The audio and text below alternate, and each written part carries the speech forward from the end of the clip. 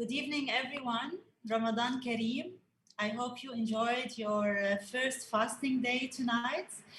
Thank you for joining us at the first talk of the spring edition of AUC Design Talks on reimagining cultural heritage. This edition will focus on, we will host three amazing female guest speakers who will present their work and discuss their ideas on cultural heritage, the role of design in supporting and reintroducing local craftsmanship and ensuring its continuity. Each guest will shed light on different projects, the pros and cons that have been encountered and dealt with.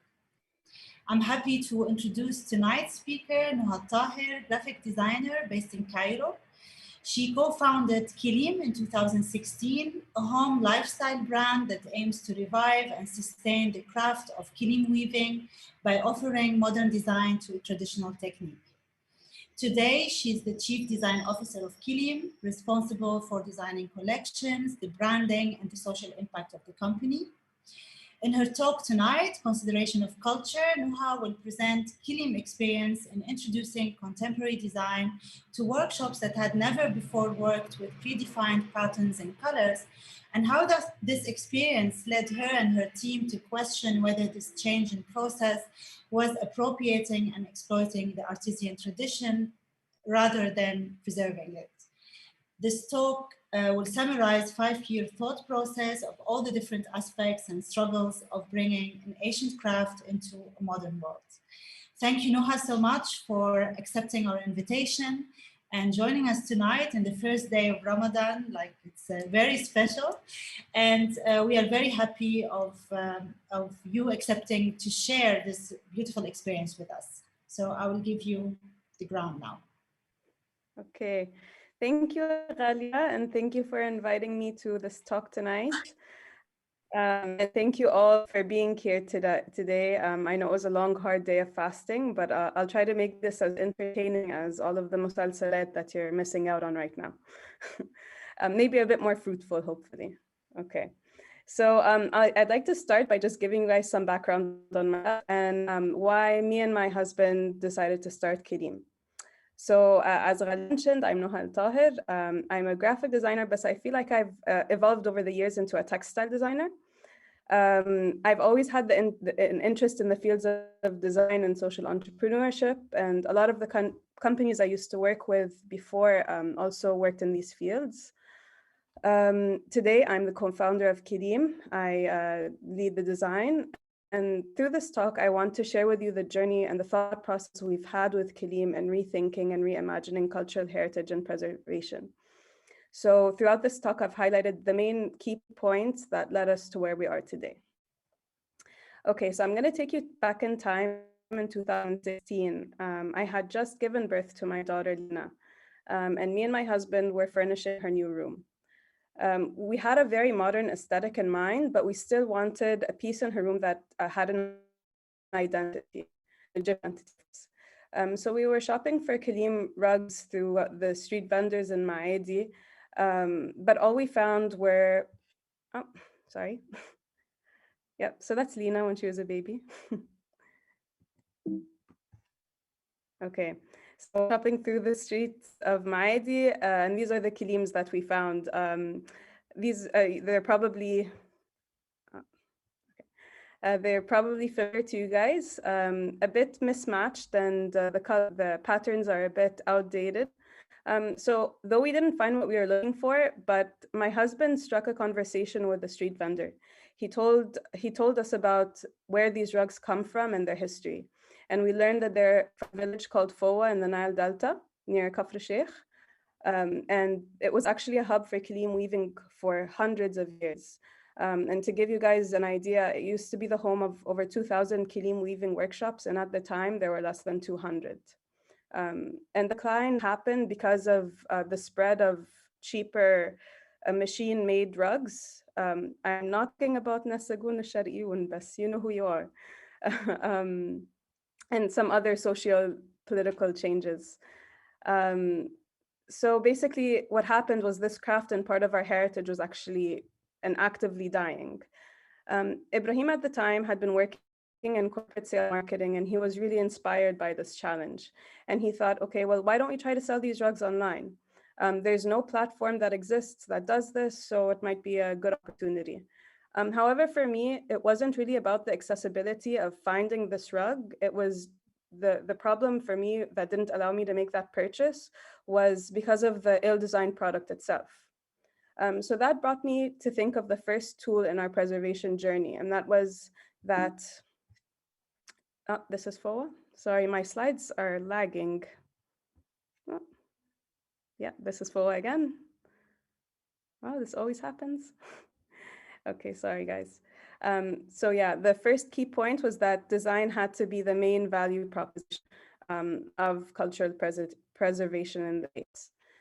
So from there, Ibrahim took a train to FOA with some additional designs that I had sketched in order to show some of the craftsmen there.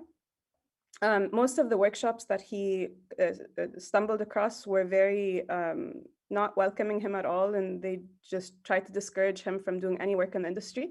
However, he finally ran into one who was very welcoming and welcomed Ibrahim and the designs, and we started working with them.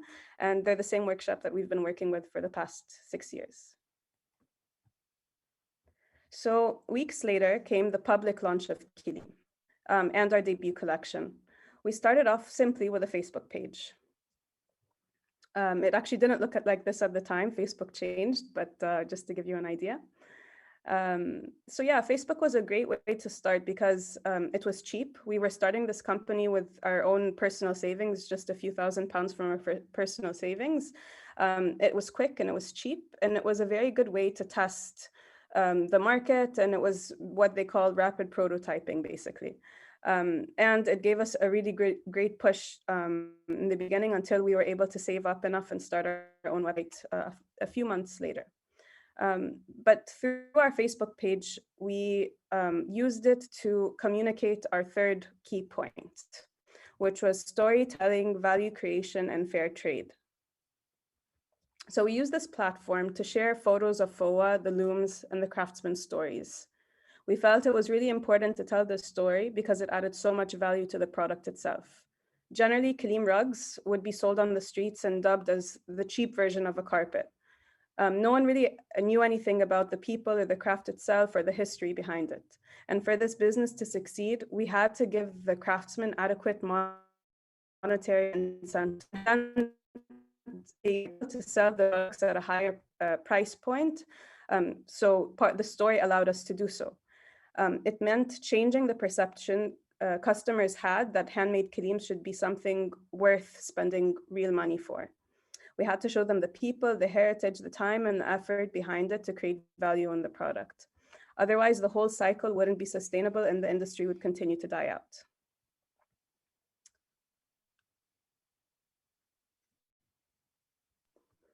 So a few months into the business, we definitely knew that export was one of the revenue streams that we wanted to test out. So we started going to our first international trade show. We went to a show called New York Now in New York, of course. And it wasn't a huge success for us or our export business. We actually made 0 deals at the time. But what was interesting is that for our local market, our sales boomed after sharing images of our participation at the market and our booth.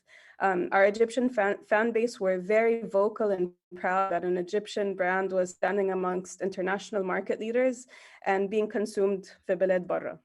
I know a huge part of this is because of عقدة الخواجة, but still it added a lot of value to our products and our brand as well, and encouraged locals as well to buy a product that's welcomed on an international design scene. Especially when this American actress, Mandy Moore, I'm not sure if you guys know her. She bought our rug, and when we shared that on social media, people went crazy. So yeah, the fact that this craft was present on an international stage definitely created value for the product. All right, so I'm going to speak now a little bit about how the design the design process changed throughout the years for me. So I'm going to start with our debut collection. It was our first collection, as I said before. It's my least favorite, but it's an important one. It was a challenge for me to design because, as I told you, I'm a graphic designer. So I was only used to designing either on paper or on screens. So taking my designs into something that was to be handmade by a craftsman, it was something completely foreign to me. So I started very humbly. I took elements from traditional Kiliim designs, created color palettes, and minimalized them. I created designs that wouldn't seem so foreign to craftsmen or to me. And to give you guys some context, the craftsmen would basically, previously, they would just grab a ball of yarn from the basket next to them and use that color and create designs just from their memory, and they would freestyle it, which is of course a process that I respected. However, for our model, it had to be different. And when I was designing this collection, I was sensitive and I had to really consider the identity of the products that this company was releasing. It was part of our identity as a brand. So it wasn't an option for me to design something that didn't look Egyptian, whatever that meant at the time. I don't know what Egyptian means now, but yeah. I didn't want to betray our culture or our craftsmen, creating that didn't look like it came from here. So I didn't change too much. However, we photographed the pieces in contemporary homes, showing that they could have a place in our modern lives. So these are some images from that collection. So to further in the topic of identity, which is another key point in our preservation journey, I kept on doing the same for the next few collections, taking motifs from traditional rugs, changing them up a bit, until it got to the point that I felt really stuck. So we would go to these trade shows in the summers. I felt like even though our designs looked Egyptian or Oriental or whatever kinds of words you want to associate with this, I felt like they didn't look fresh or new. And that really bothered me because I felt like I was trapped in this Orientalist perception I had in my own mind, that in order for me to respect cultural heritage, I was trapped into not abiding by trends or creating something that was stagnant and changing as little as possible. However, what I learned from this is that for cultural heritage to stand a chance in the modern world, it had to evolve as well. It had to change with the times. So yeah, what I learned then is that cultural heritage should not just tell stories of the generations that passed, because who will tell our story of our generation, right? Every era has its own design style. So when you think 100 years from now, what would Egyptian design look from 2020? What would that be? Would it still look like the things that we saw 100 and 200 and thousands of years ago? So all of this really changed something in the direction I was, and of course the design team with Kiliim, how we really were looking at how we wanted to move the direction of the brand furthermore. And by all means, this doesn't mean whitewashing our design to make it look like, you know, these compounds that we see, these real estate developers coming up with every day.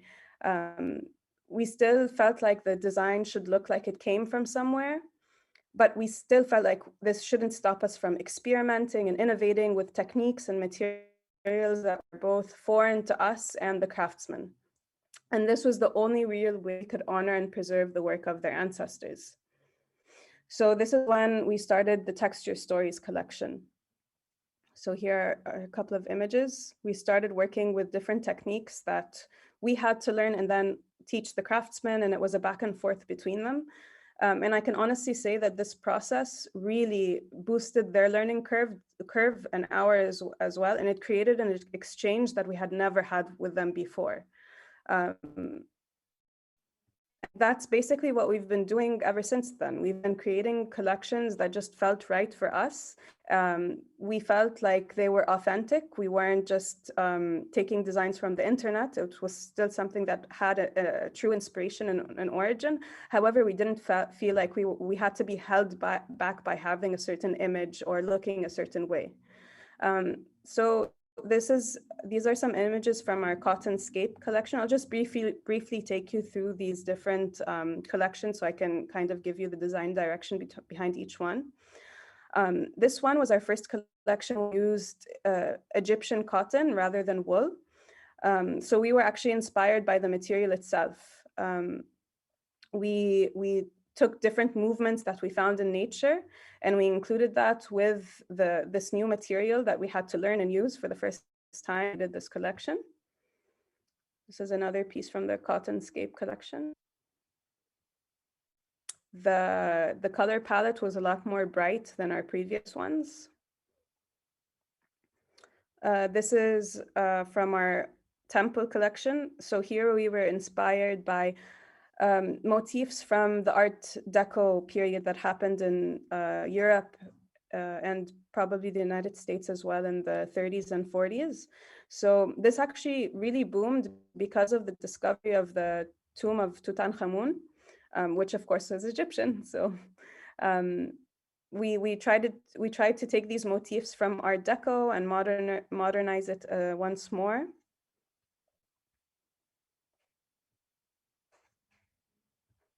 These are all from the Art Deco, the Temple collection. And then finally, this is last collection. It was called the Desert Neutrals collection. So here we were inspired by the desert just because there's so much of it in Egypt. The different movements that are found, the color palettes, the textures,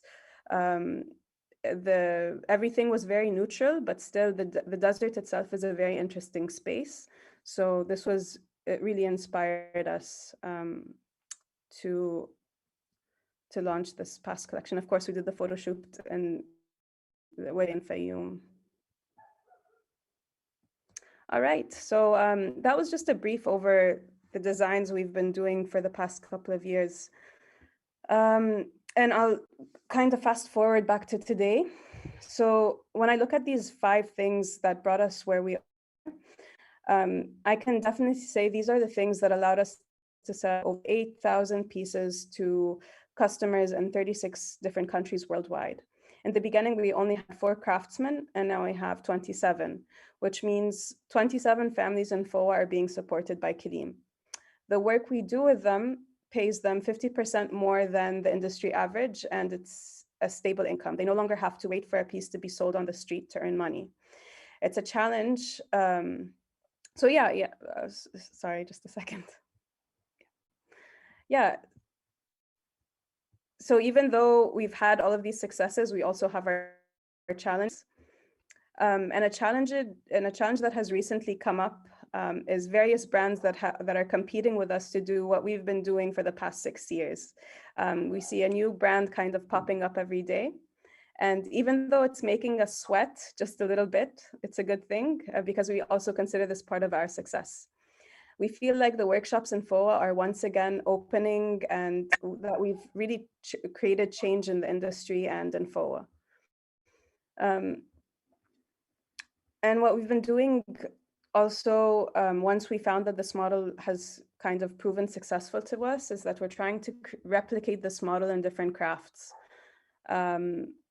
Here we have something I can't really talk about that we're launching very soon. And here's something that we already launched with some potters and Fayoum.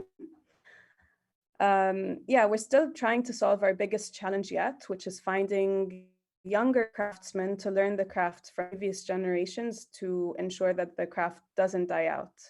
So in the past years, you've had these craftsmen learn generation upon generation, and this knowledge was handed down to them. But what we've learned is that this has stopped down the line, and this is the biggest threat to our heritage and actually our business. What we have done is that we've gotten craftsmen that have left the craft to come back, and they have welcomed coming back to the looms with this new model that they've been working with. And we're hoping that this will also attract more craftsmen to come. And then what we really want is for the youth to start learning again from their fathers. So this is what we're currently working on. We have been discussing several ideas, but we are still yet to try them out. So I guess I will leave it at that. And if you guys have any questions, I will be willing to take them.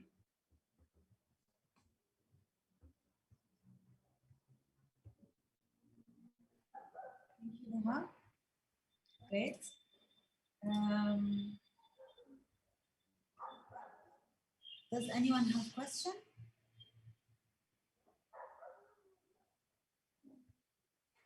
No, maybe I can have few for you. Sure. You kind of like mentioned working with local material, with also like trying as much as possible um, to be authentic also in your material choice and also in your aesthetic. But can you maybe talk a bit about your choice of material, where it comes from, how your is it easy to find the right quality? Can you maybe like talk about this process? Yeah, sure. First, I want to confirm that nothing is easy. Especially when it comes to quality and finding material and sourcing things, unfortunately. But what I can tell you is in our first couple of collections when we were working with wool, we would use recycled wool from carpet factories, which is great because it has a good like ecological footprint. However, it's very hard to do that when you're trying to create like stable stocks and colors and make sure everything is consistent. So of course, that's a very big challenge for us. And with cotton, it's easier because we would just buy white cotton and do our own dyes. So the whole process is under our umbrella. Now we're trying to work with natural fibers for the summer. And that's also very tricky to source as well, because you still need to think about like where this material is coming from, how is it processed, is it healthy, how does it look like after it's washed, will it cause allergies? I mean, there are so many different things that you have to consider besides like how it just looks and if this is going to come out the way I intend it to. So yeah, that's all I have to say about the material. Okay, I have a question for you from Ahmed. Do you think your collections are focused on your upbringing and culture, or it's also inspired by other sources? Um, yes, I think it's of course, yeah, influenced by our culture and upbringing. A large part of it is, and as I said before, I kind of forced myself to really think about this in the beginning. However, we still need to look at trends and we still need to look at what's going on outside, just because we still need to make this product sell and we need to market it. And if we don't, then everything will collapse. So it's definitely something that we have to take in account for, and it's something we have to consider very closely. And the most important part is making these two ends meet. Like, how can you create a product that still reflects your upbringing and your culture and your surroundings, while still creating something that is marketable inside and outside of Egypt? So you have a lot of kind of things that you have to consider simultaneously. How much do you involve the craftsmen in the design process? Okay. In the beginning, that's a very good question. In the beginning, they were very involved just because honestly, I didn't know what I was doing. I was just sketching things and I didn't know if they would work, if this is something, because like as a graphic designer, as I said before, you could kind of create anything you want on screen. And if you want to print it, you're going to press a button and it prints out more or less how you designed it to be. But on a loom, there's so much that's outside of your hand. Like it's not something that's automated anymore. It's something that there's a lot taken account for. So there was a lot of back and forth with the craftsman, just understanding what can work and what can't work. And so it was more like technical design, I guess. And then later on, when we started to experiment with textures and different techniques, they were very involved in the design process just because these techniques and these textures were such an essential part of the design. Like the design itself, if you were to put it out, it would just look like a blue rectangle. But in real life, when you touch it, it's far more tactile and it has a lot of intricate details. And without this, it would be nothing. So these textures, of course, we had a lot of input from them and just working with them on ground, trying to make sure that they are coming out the same way we all imagined. Okay. I will try to read. We have many questions, so I'll try to Sure. some of them, maybe combine some of them. Um, what creative process do you think works best for you? In other words, how are you able to always come up with new designs and be creative and innovative? Do you have any tips for them, for the students? Okay. For students, it's just keeping your eyes open. Make sure you attend events. And like for what I can say from my perspective is that when we do go to, unfortunately, because of this pandemic, we haven't been able to travel too much and get to see these trade shows. But when we did, it was a huge source of inspiration for us. And just traveling domestically as well. I think that also changes, especially because a lot of our design is based on our travels and what we see around us. But I think it depends on what you're trying to design. Like if you're a branding person, no, I guess it's kind of relevant for everyone then. Yeah. Yeah, just keep your eyes open.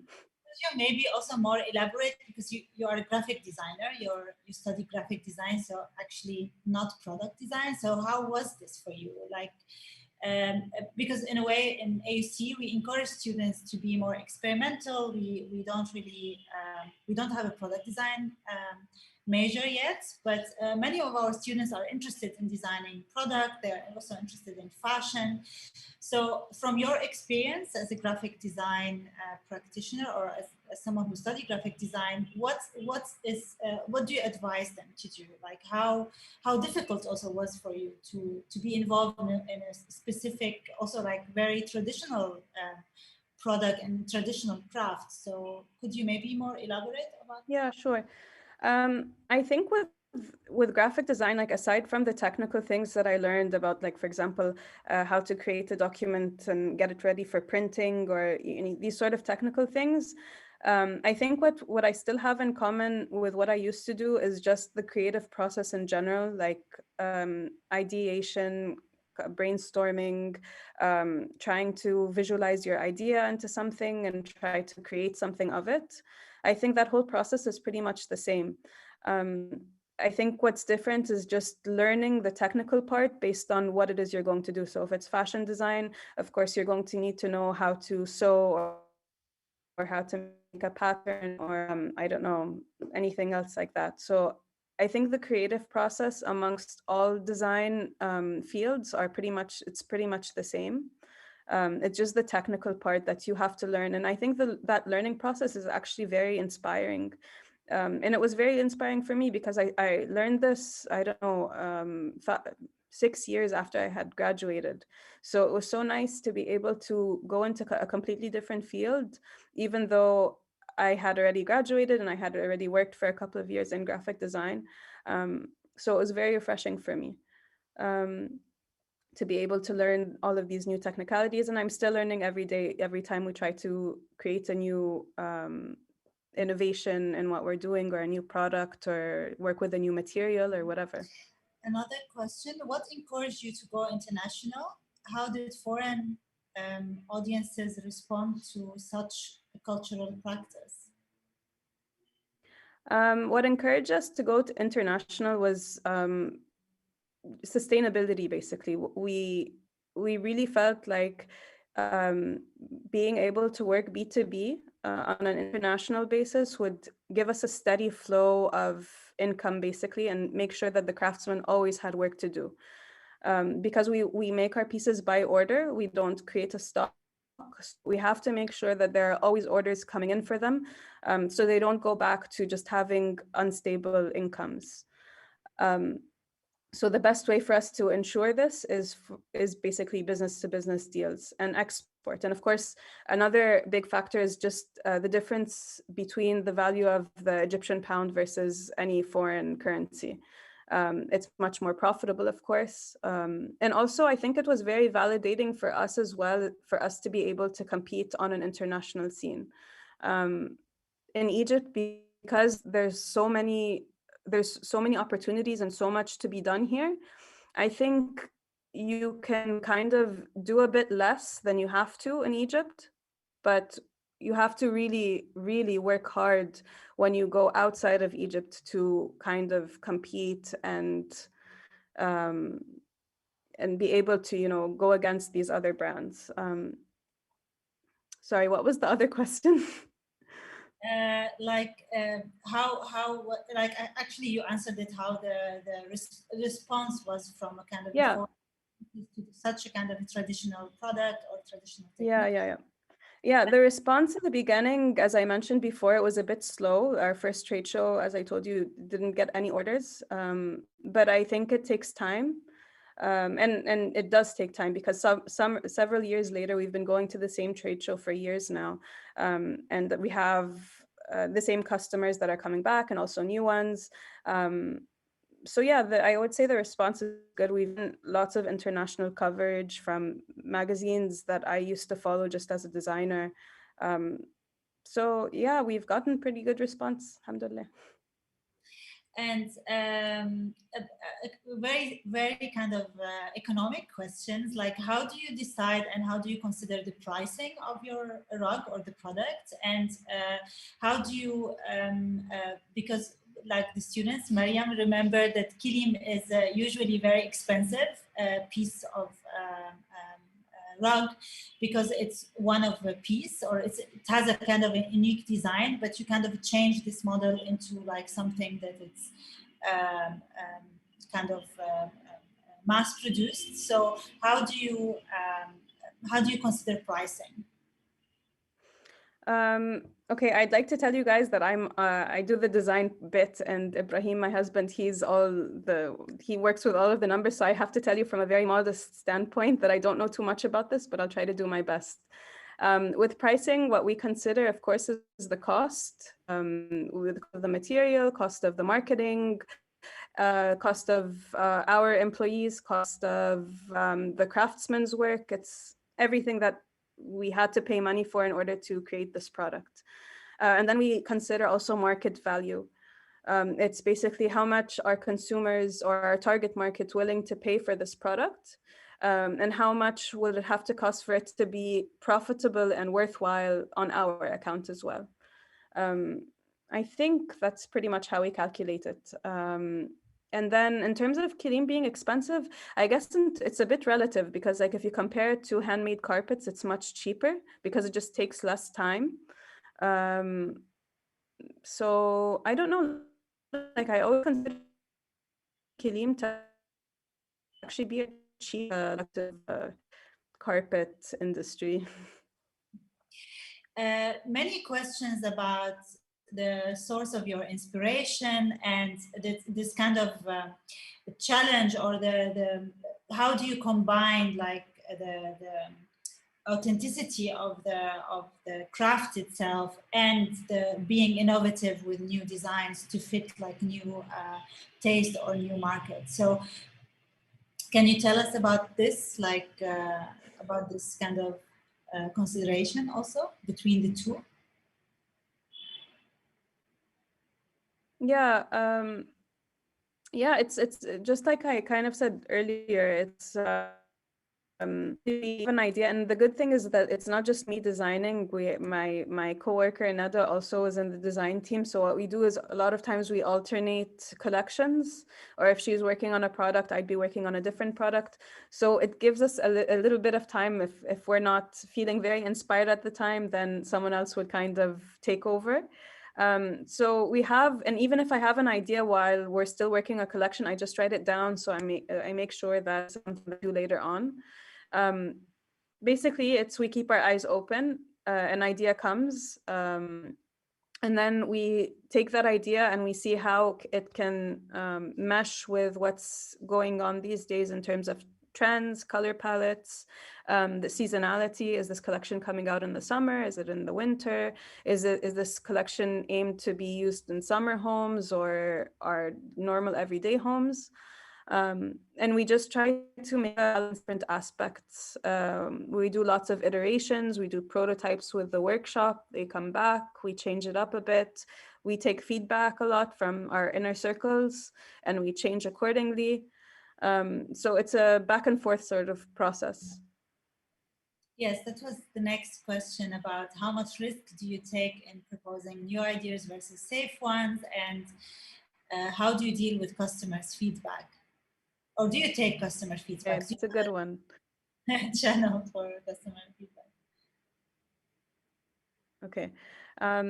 So the first one was, remind me again, Ghali, I'm sorry. How much risk do you take? Risk, right. Yeah. Okay.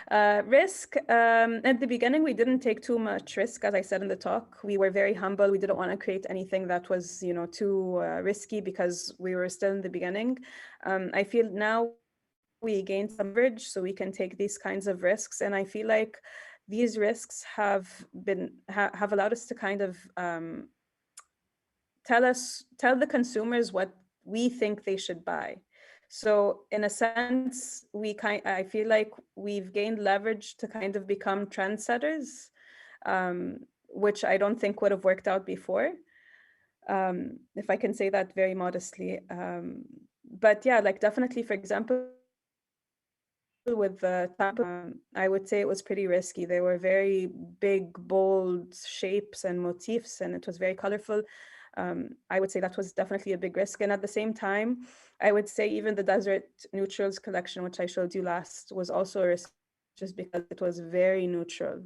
We were afraid that people would think it was boring, but still we feel like the consumer has enough, like we have a wide enough collection to suit whatever they need. If someone is a bit more playful or bold, find something that they like. If someone wants something a bit more muted or subdued, they also find what they like. So I think now we're a bit more comfortable in what we want to do and the risks we take. And Great. the next question about customer feedback. Yes, we definitely take customer feedback. We love customer feedback because it basically it's how we learn what we need to change, our problems, and also what we're strong at. How we take it through reviews, we take it through just talking to people. We're opening a store hopefully next month. So now we're going to get some sort of face-to-face feedback and see how customers look at the products, how they touch them. And this is a kind of a new territory for us because most of our work has been online over the past few years. So we're also using the store hopefully to gather much more feedback from them. But definitely feedback is such a vital tool for us. You went really quickly through other products that you are also like working on, like pottery and something new, like you didn't want to like reveal yet. Is these, are you thinking of really introducing a new product of Kiliim, or are these kind of sort of collaborations with other existing businesses or companies that also work on promoting a traditional craftsmanship or crafts and introducing new products? So how do you see yourself in that? More in a collaboration mode, or like you want to introduce new products? Okay. Yeah, so mentioned in the very beginning was something called rapid prototyping, which is something that it's a tool that we like to use that we've found very vital for us. So basically what I mean by rapid prototyping is to test something out in a quick way without spending too much time focusing on the design or the quality or the logistics or all of this sort of thing. So what we did when we decided that we want to venture out into different crafts, and the reason why we did this is because we found this model of Kiliim in cultural preservation has kind of been successful. We thought, okay, this is actually something that might work in different crafts and in different craft communities around the country. So what we did is we started a line called Curated by Kiliim. So it's basically the design team would go out and select certain pieces that we feel really stand out amongst different handicrafts, for example, in pottery and basketry. And also we've been working with textiles from Akhmim. We've maybe made very subtle changes in the design, or we would take the product as is. And we've been putting it on our online store to kind of gather feedback, see how they would sell. We bought limited quantities of these pieces just to test them out, and we would reorder if they sold out. But this really gave us insight into, okay, what does the market need? What are people interested in? What should we look further into? And I can say, like with the pottery, we've already started creating our own designs that aren't really curated by Kiliim anymore. They are Kiliim. They have become something that we design, and we're involved in the process start to finish. So I think curated by Kiliim has really become like a great platform for us to experiment and try things out very quickly without wasting too much time on the process and all of the little details that we always do. Once something is proven successful, that's when we start, laboring over all of these details. Yeah, and with that, I can say we have two product lines that have kind of graduated from the curated by Kiliim collection that are now going to be part of our permanent collection that is going to change. Great. Any advice for our design students based on your university years, whether to our foundation students or senior ones? Question from Ahmed. Okay. First of all, you guys have really good staff. I've worked with a few of them. So take much as you can from them, take advantage of them in a good way. So that's one. The second thing is that regardless where you went to university, like I went to the GUC, you guys are in the AUC, university is only going to give you so much. Like the content in your curriculum is only going to give you so much. Most of what you're going to learn has to be initiated by you. There's going to be a difference between someone who just sits in class, does their work and goes home, between someone who actively does research in their fields, attends exhibitions, keeps their eyes open, tries to take initiative and go after opportunities. I think that is really the difference. So it's not so much about the university itself; it's about what you choose to do while you're in this field. And also, once you guys graduate, you're going to either go out, work in a company or freelance or do whatever. And university provides a very collaborative environment where you have so many resources and so many people you can talk to and go to. And this is definitely a space that I personally miss and would love to go back to at any time. But unfortunately, that's not an option. But I think it's something that you guys should really take advantage of while you are in university. Okay, Noha, maybe last question to wrap up. You talked really at the end of your presentation about this new generation. Are they like maybe the sons and daughters of the craftsmen themselves, and about teaching them the craft and like making sure the craft continue and to sustain it somehow. So how do you think your role in that? Like, are you thinking of, are you involved in the training of those kids, or do you think of like organizing workshops to teach maybe also like young designers, not only the craftsmen themselves, this technique and this craft? Yeah, so with the youth, how it's been traditionally is that the sons, and it's a very male-dominated industry in FO at the moment, would always learn from their fathers or from their grandfathers, and this has always been the way it is. However, this stopped, as I said, and the reason is that everyone wants to leave FOA. In the beginning, what we really wanted to do is we wanted to start this Kiliim school where people can come and learn the craft. And it was this very idealistic image that we had. And we were trying to apply for grants to make this work. But what we really learned when we talked to the youth is that it's not about finding a place to learn, because there was no Kiliim school when our current craftsmen learned, but they learned. So it's not about the availability of the school, it's the willingness to want to learn. So the problem now is that the youth, their main dream there is to leave FOA.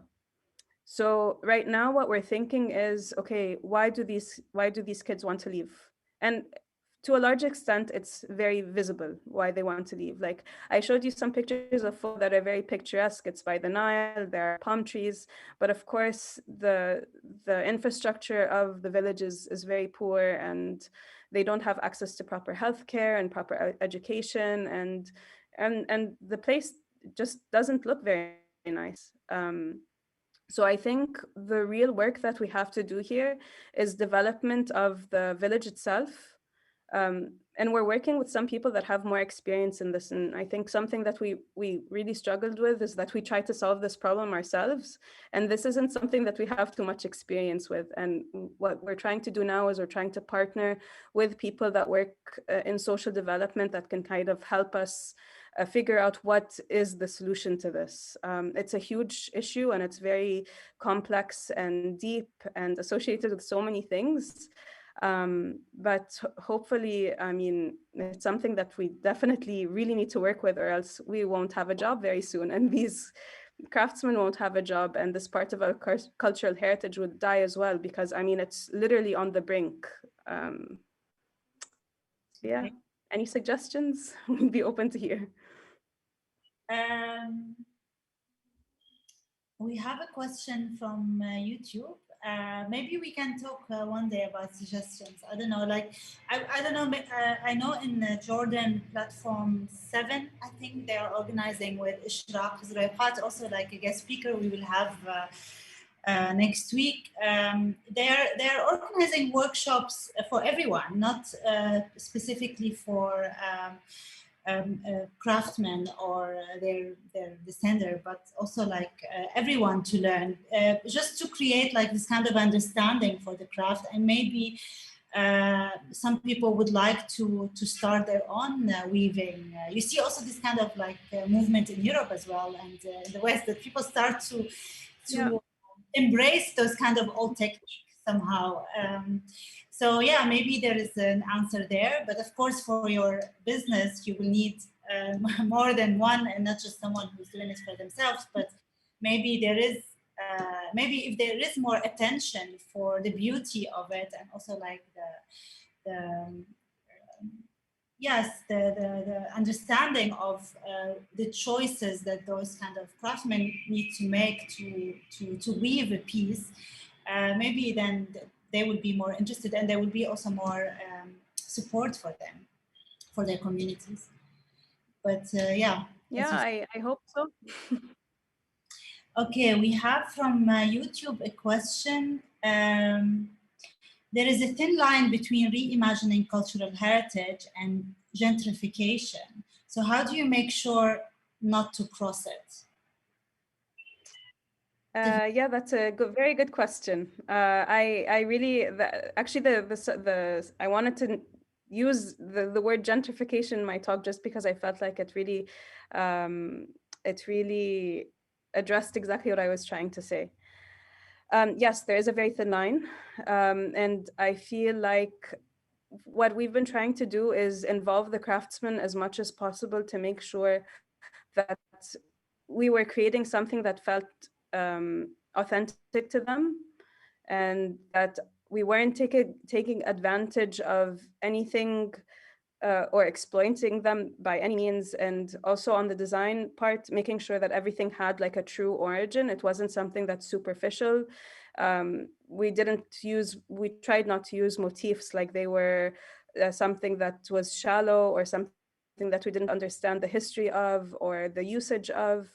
And it's something also that we like to explain once we've launched the collection, so that everyone understands the origins of this, where it's coming from, who created these motifs originally, just so that everyone has a good understanding of where everything came from, why we're using them, how we created them in this context, and why we did so.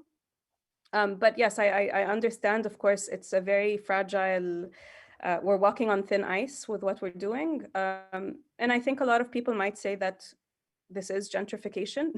But to be honest, I feel like without to create something innovative, then and being so sensitive about something like this will actually lead to the death of this industry.